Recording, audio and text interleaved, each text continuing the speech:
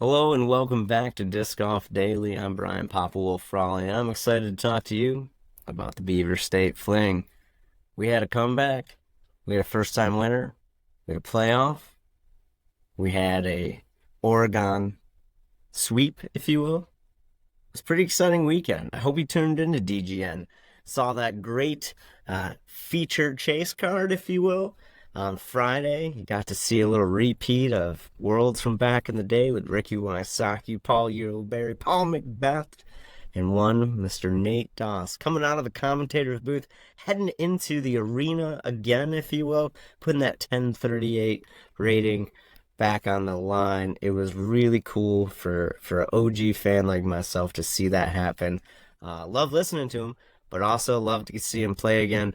I'm sure he would have liked to shoot better, but he ended up with a overall 1,000 rated round, 1,000 rated plus average round for the event, and I think that's pretty cool of him to come back and give us another run out on the course for us fans. So, congrats to him. Overall, though, round one we saw that guy who's doing really well lately, Kelvin Heimberg. He shot a neg 12, came out with a 1081 rated first round. I think that's pretty crazy.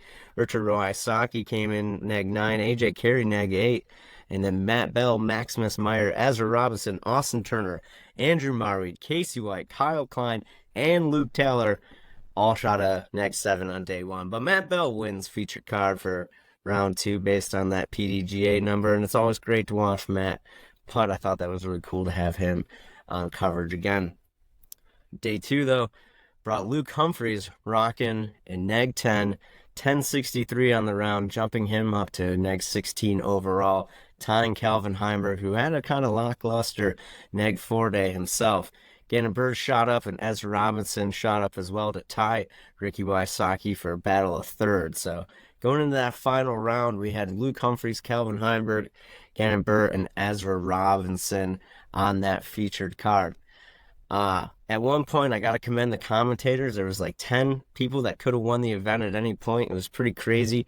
Even going into hole 10 and 11, we really didn't know who the favorite, if you will, coming down in the end.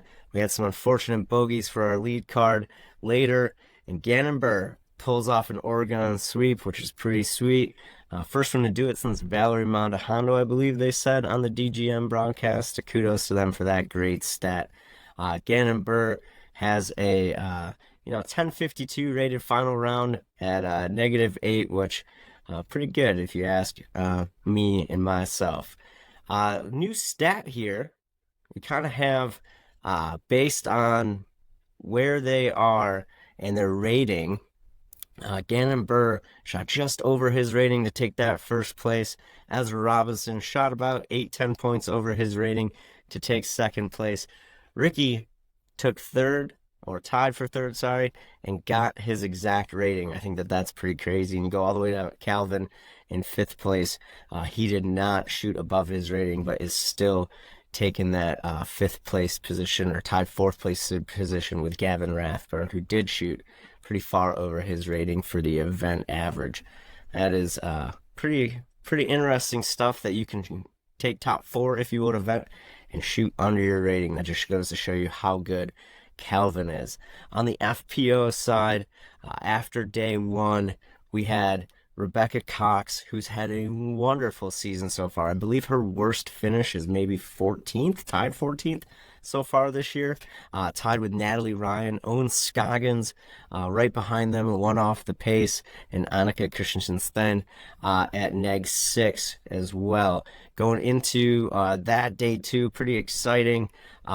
We saw Holland Hanley shoot a 10-12 rated round, -10 overall, jumping her up to a tie with first with Owen Scoggins. Natalie Ryan stays on that featured card, and Missy Gannon jumps up to snag that fourth position. Going into the final day, we had some birdies to start real hot. Then we had some bogeys pretty quick into that first round. Owen started with 3 bogeys, then gave it right back with a triple bogey on fourth. There's quite a lot of battling. Holland kind of had a par section in there where 6, 7, 8 holes in a row where she parred. But then the final 4 holes, including a 45-foot massive jump putt, she birdies and ends up tying Owen to go into the playoff on the first hole of the playoff, hole 16.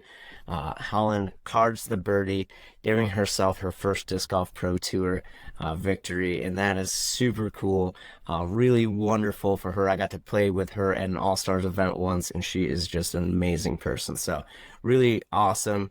Great for disc golf to see a new unique winner, even though we know that she's been kind of chomping at the bit, coming up really well. Congrats to Holland. If we look at the players that came in the top 5, if you will, from the FPO side point, Holland shot, just under or just above her rating, a handful of points. Owen shot kind of right at her rating. Natalie shot above her rating. Missy ended up shooting a little bit below her rating and still was able to card a top 5, if you will. And then Rebecca Cox, who again is having a great year, scored herself way above her rating, about 20 points. So that was wonderful to see. There is always the yin with the yang here at Disc Golf Daily, and we had some players who didn't shoot so well. Sayananda, Hannah Wynn, Erica Stinchbaum were your highest rated. FPO players to not cash. Anthony Burrell, Nate Dawson, Mason Ford were your highest rated. MPO players to not cash. But week in, week out, we'll see them back at the top, which is always good. As some of the players will head to the Masters Championship next week, and then some will continue on to their adventures moving along.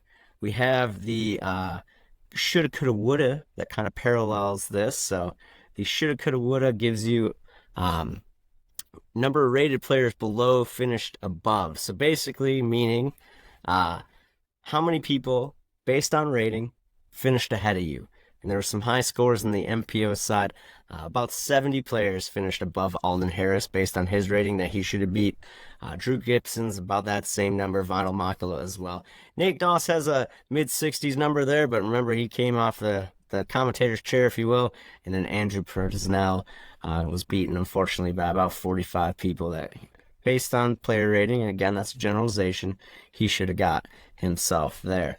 On the FPO side, we had the same interesting things happen.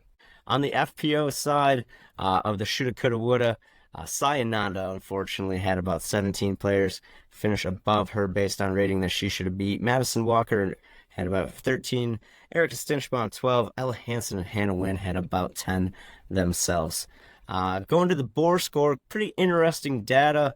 If you look at the holes themselves, hole 1 seemed to be a problem on both the MPO and FPO side, along with hole 7 and 12 on the MPO side. Those of you that are new to the show, bore score is a calculation that we have here at Disc Golf Daily that allows us to tell you if a hole is boring or not. And unfortunately, we saw 1, 7, and 12 look a little boring on the MPO side. On the FPO side, hole 1 did get us again, and then we had hole 12 and 14 receiving pretty high scores. That being said, you look at those 4 final holes on both sides, and I thought they were great. Arguably some of the best finishing holes in disc golf. We're going to pop real quick over to see if we have Beaver State Fling updates on the Disc Golf Pro Tour. That's a hard no. In general, we're on Twitter, we're on Instagram, we're on Facebook, and for those of you that are listening today, you got the sneak hint that we're on a new platform as well, so maybe you'll find us on there. Thank you as always for being here. Remember to keep it in the fairway, and until next time, thanks for listening to Disc Golf Daily. Thank you so much for watching. Please like, subscribe, comment, and share. It really does help us grow.